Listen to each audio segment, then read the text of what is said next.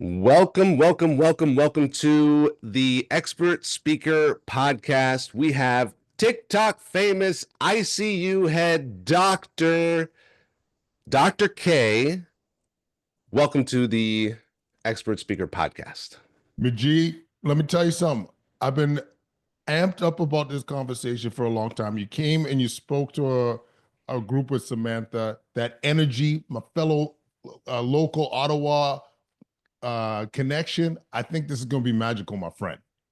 It's so cool to see you in person. Although we haven't met in person, we are in the same city, so we are near each other somehow.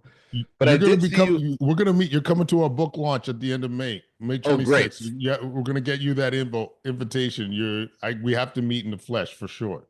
I'm looking forward to it.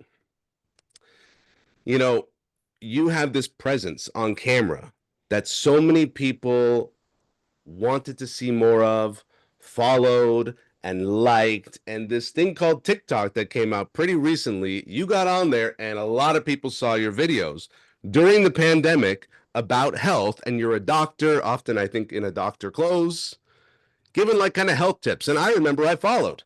I didn't know where you were. You could have been anywhere in the world. And apparently I had this same kind of like presence with the camera that people wanted to follow because I put some videos out and then hundreds of thousands of people chose to follow this TikTok. It blew my mind because I spent years trying to build a list of 2,000 people and like, boom, here we are. So what was that like for you? And what were you putting out on TikTok? It was shocking. I did not expect that big of a following. I didn't expect that big of a reaction. One of our videos got to almost 3 million views, but it was just timely. And it's similar to you, Majeed. We can communicate in a way that is humble, that is simple, that is we don't mince words, and we come across as authentic. And I think this is what people were really lacking during that time.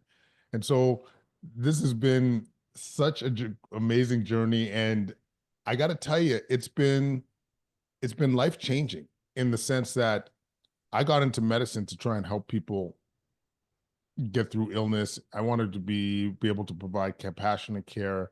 And what these platforms have been able to provide is a positive message at scale.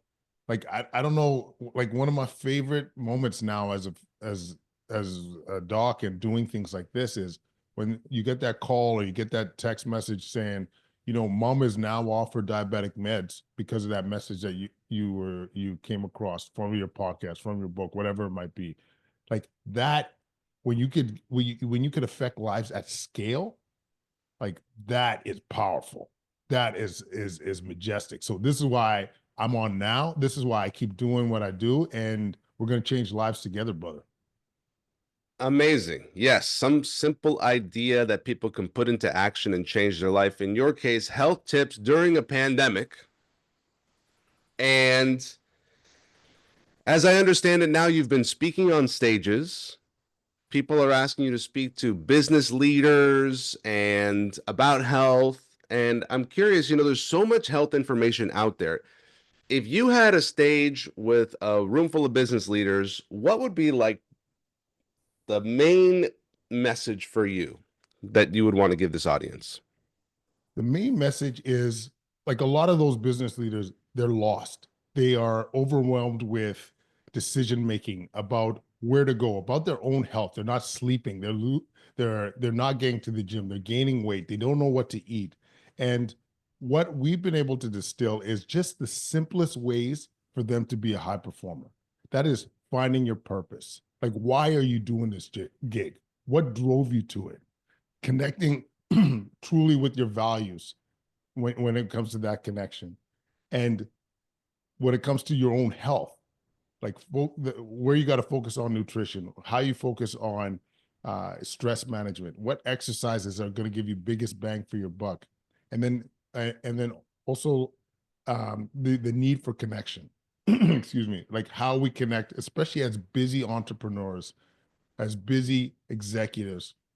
When do you have that time to connect with those that mean the most to you? And so really distilling it into the important aspects, but also keeping it absolutely simple. Because Majid, you alluded to this before. If you go on anybody's Instagram feed right now, am I supposed to be carnivore? Am I supposed to be am Yes. I supposed to go to a sauna and then go into an ice bath with just my head in the bucket? Am I supposed to scratch my ear Yes. only with my left hand? Like, honestly, it is overwhelming. And my job, as far as I'm concerned, is to help you focus on one or two things that will move the needle, that will be the biggest lever, the 80-20 of your health and your wellness. That's what I bring to the table. Very good. Very good. I was interested, I was taking notes that the first thing you mentioned was purpose and values. I can relate to that as a man and the being lost. I feel like I always need to be making progress towards a goal, even though the whole thing's made up with the goals and everything. I just like I've got a purpose, I've got a plan, I'm moving towards it, I'm measuring it. So I felt that. And values. And as you were saying that, I was thinking, gosh, my speaker, each one of the things that you went to, purpose, values, nutrition, stress, exercise, connection. As I was thinking of that applied to expert speakers, people on stage with a message, the voice is more compelling when you've got a purpose. The Mm. presentation is felt with when it's aligned to your values. When you show up rested, like I always say, like you're like a high performing athlete. Like think about how people show up for the Olympics. You got one shot in 4 years, and you got to bring your best. And that's what high performers do consistently and predictably. Absolutely. And it's just as you said, when it came to the purpose element, I used to not, it was one of those things that kind of came to mind after the fact. I would tell leaders like, yeah, key components to leadership in my first book. Know where your values are, be action oriented, be willing and create an environment where you can think outside the box. And then as I was doing more and more content on the wellness side, it was a conversation I had with a guest where he illustrated like if you are not aligned with your purpose, things fall apart. So I think this is part of the appeal why a lot of people found me during the pandemic is like, what am I supposed to do now? Like I can't work as much as I would like to work. I can't go to the gym and take care of myself. I can't reach out to my friends. Why am I here? And so everyone and their mother put on that COVID-15 and or COVID-20, Uh-huh. and so it was just an aha moment when I thought about it. It's like if you don't know where you're going, are you going to go to the gym? Are you going to say no to those Ruffles chips? Hmm. It's going to be so much harder. But when you find what your purpose is, when you align, like I found this myself. This was a lived experience for me. I was in 2022, beginning of that. I was department head of ICU for about 6 months. I'm walking into an Omicron wave where everyone's swabbing positive, uh, like including staff. So we're short staffed. I'm getting annihilated online for advocating for kids, like for schools to stay open because I realize how important that is for our kids to stay educated. And Hmm. I was done. I was so burnt out. I was couldn't sleep. I was gaining weight, and I had a conversation with a colleague of mine who mentioned this concept of self leadership, like really focusing on what is your why? Why do you what drew you to your job? What's your purpose?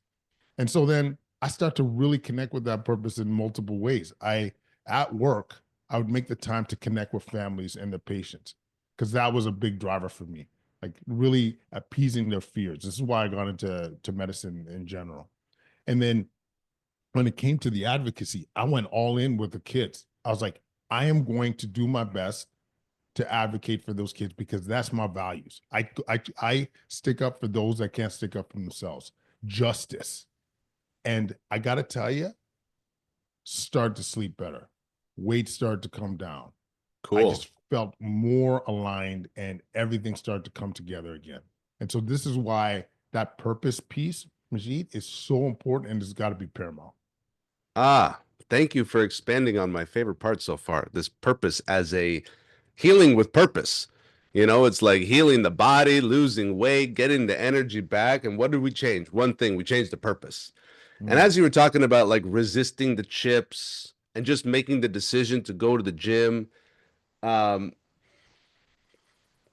having a purpose, having a vision, and each of those are like, it's like a gift to this relationship you have to your future self. Like you're doing all this for the future self that's going to be thanking the past self for making the good decisions. Dr. K, I work a lot with people's identity because I get speakers on stage telling their story. And the way we tell our story can either be like, it's not that big of a deal. It's just me. And I'm kind of messed up and I did a lot of made mistakes. Or you're the freaking hero of this story, right? And when you can find the version of yourself that you can see, what I found is that when you can embody that version, then you just start making all the decisions that that version makes. So if you like can have an identity that this is the healthy freaking high powered, high performing executive making the good decisions, living with a purpose, deciding things within my values, because we've mentioned decisions quite a few times here, and that's leadership. That self leadership is like moment to moment decisions. So I found one of the most compelling ways to work with someone like this is at the identity level. Absolutely. And this is part of the the puzzle is I want y'all to identify as a strong leader, as somebody that's going to be a change maker. Because I'll tell you, Majeed, right now, especially in our country, this is what we need. I did a post on this, is that our call to action is if you got some drive in you right now, whether you are in the early stages of your rise in any company or you're at the top, this is the time to swing for the fences. This is the time we need the confidence. Our healthcare system's in crisis. We know what's going on down south with the economy. We need strong leaders. And when I say strong leaders, it's mentally, physically, it's that will, finding their drive, finding their purpose. It is everything right now. So to identify like this, to be that how you self-identify as a strong leader, things fall into place. Everything falls into place because that mindset going into that meeting is like, I'm not going to go think small. I'm going to think big because we need it right now because that's who I am. I want you walking into the meeting with that confidence. I want you to walk in shoulders back, chest out, direct eye contact, smiling when you need to smile, but being stern when you need to be stern. This is what we need right now. And you're going to have your ups and downs. I've certainly had my ups and downs in my leadership journey. But at the end of the day, I want you to be able to look at yourself in the mirror and say, I did all I can. This is my actions aligned with who I am. And you'll be a change maker. I'll tell you, you and I both humble beginnings, bud. I grew up in Edmonton, little black kid that didn't know shit. That was no teacher believed in. Teachers so often said like, "Oh, you're not going to amount to much," and I channeled that. I channeled that into creating something that I still got to pinch myself for. If I'm ever thought I'd be on somebody with Majeed's profile talking live on Facebook, no, no way. Being a best-selling author, no, no way. Running an ICU department, no, no way. Being even a doctor in an academic site, no, no way. Uh, hosting your own podcast, being on national news, never in my life. And here we are now. And this is the power of having that confidence, of having that identity. And I just want more people to be able to achieve their dreams. I love that, Dr. K. Uh, you got it all. You got the book, you got the ICU leadership, you've got speaking on stages, and what's next? I want.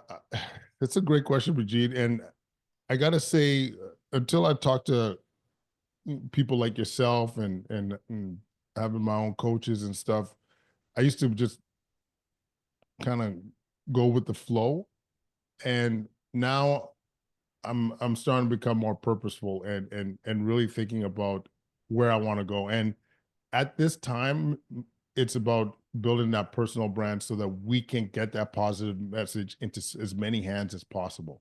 So I've really just spent on my entrepreneurial side, focusing on high um, high performing executives, because there's a trickle down effect. Oh, Like, yes. you know what I'm Yes. saying? Like, if Yes. you're at the top and people see you leading strong and leading that healthy life, that's gonna trickle down. I see it at my own work when people are more talking about how they're trying to live healthier, focus on protein, increasing their lean muscle mass. Like, I've seen it myself. And so me building that personal brand, getting at that high performing exec level and seeing that trickle down as more and more influence even on social media so I could reach the masses. But my goal in general is that people, I want them to perform at their best in the healthiest way possible, ultimately to avoid seeing someone like myself in the intensive care unit. Well, I'm sure some people would love to see you in the intensive care unit and on a stage near them. I've got two little curiosities I want to zoom in on. The first one is, what do you do when you're slipping and you got to show up to work? You're coming in to lead the ICU, the hospital. There's politics, there's emotions, there's dangers, there's rules, and there's a lot of challenges, and you're just not feeling it. And you're coming in, you're getting ready to work, but you got to get yourself into high performance mode. What do you do to just show up powerfully? That's a good question. And I'll say the caveat, Majeed, is like, I will have those days. I have those days frequently. Yeah. I'll sleep deprived. I mean, part of the thing I haven't said too, I have 3 kids. Like, still trying to have a functional family, and so I every day is not going to be ideal. And so what I try to do to show up in the most aligned way possible is start number one, starting my day with gratitude, starting to think about what I'm grateful for. That automatically is gets me in a better headspace than I was if I'm not in a good mood. Second, I start my day with movement. I never regret adding exercise in the morning, and this is part of what I tell my clients is that you don't have to be working out for 30 minutes in the morning. Like, if I'm on an ICU week, my workouts are often 6 minutes, and and sometimes they're high intensity, sometimes they're not. But the fact is, I showed up, I moved my body, and I'm feeling better. Third is having almost like, it's not like an alter ego, but almost like, this is the way this is my identity. This is how I'm going to show up, is positive mindset, positive attitude. I'm going to show up smiling. I'm going to try and lift up others. Like, that to me is like how I approach the day going in. And some days, as any leader will experience, that is very challenging. And I don't always execute on that vision, but I certainly try. And I like to reflect on, try to do a reflection practice at the end of the day, like if I'm well aligned with what my goals were. But and that way, when you reflect and realize, man, I was not the happiest dude today, I did not lift others, then that next day you're a little bit more motivated to do so. You carry a little bit more water to it. That's an expression. Carry more water to it, weight to it. I get my Mm-hmm. metaphors mixed up all the time, but Mm-hmm. uh, that's how I try and Okay, go love in. that.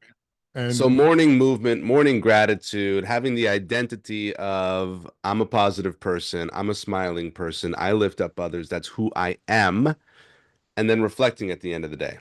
Great. Thank you. There's another thing I wanted to explore with you for a couple minutes, and that is this thing called confidence. It's great. It's great to have it. It's so useful. And wouldn't it be nice to know, what is it and how is it cultivated?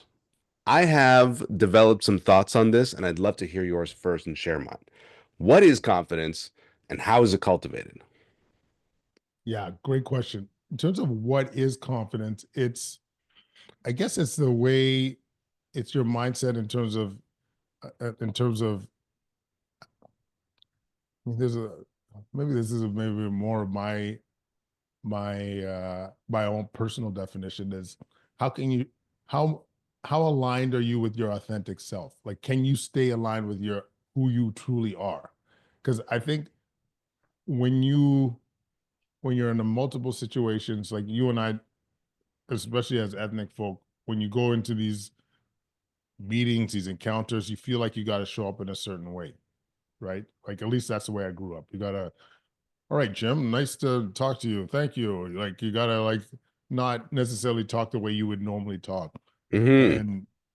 And having that confidence to show up as your true self is is not easy, but it's powerful because when you do show up confidently and authentically, people are more relaxed, they're more likely to do the same, and the ideas and the innovation and the goodness comes out of people.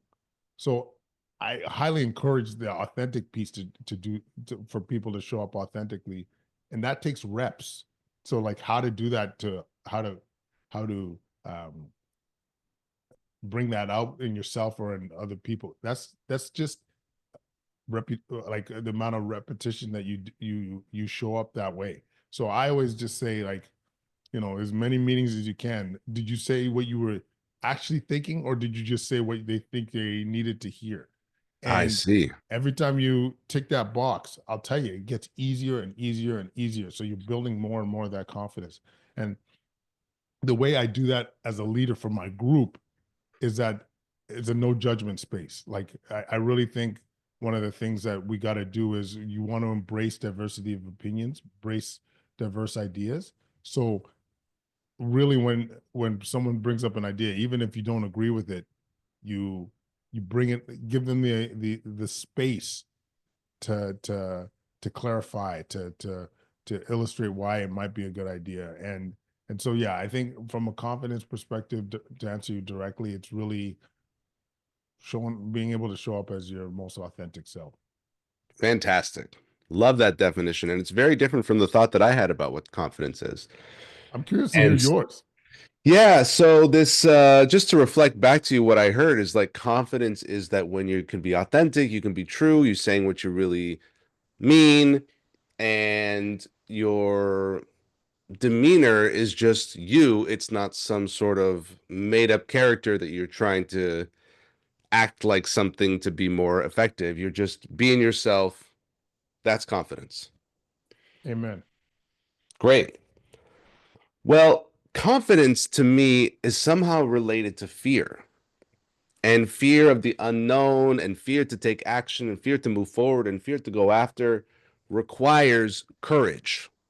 And courage is action despite fear and uncertainty. And repetitive acts of courage builds a muscle called confidence. And confidence is this certainty. It's a self-assuredness that's I'm okay to be authentic. I'm okay to speak my truth. And it also implies to me some sort of a certainty about the future. Follow me, I know where we're going. Follow me, I know what's going to happen. Follow me, I've been here before. I know this terrain. I had the experience. I'm an expert. I'm wise. Confidence. When in fact, all futures are made up. And I experienced a huge amount of confidence during the pandemic because I decided at the beginning how I was going to navigate this completely unfamiliar territory.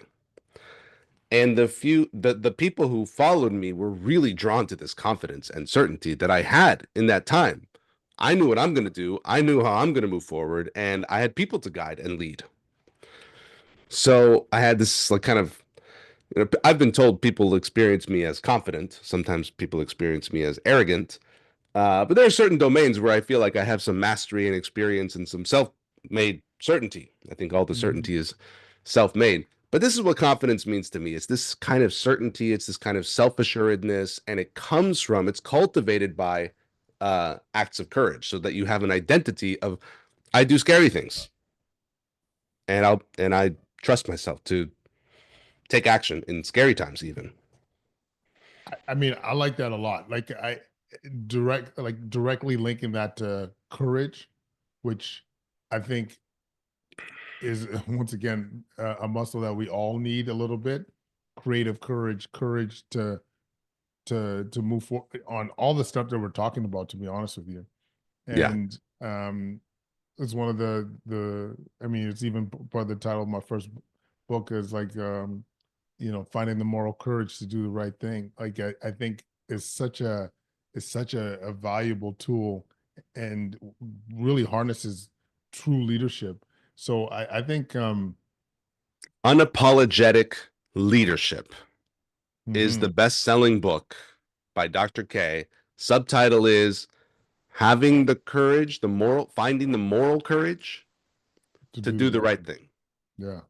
I mean, I wrote it about, I mean, you similar to you, my experience in the pandemic, being a voice to try and, voice, they call me the voice of reason at one point to try and create that balance to illustrate some of the concerns that a lot of the public had. How are we treating our racialized communities? How are we treating people that are on the margins that can't stay home, that don't have the option to stay home, that their kids can't just like a lot of parents had to choose between feeding their family or educating their kids. Like the way we treated so many folks was not just. And so Mm. I wanted to be able to shed light on that and sometimes speak on national audience to what my concerns were. And I got a lot of hate for it. I got a lot of hate mail. We had attacks on our family.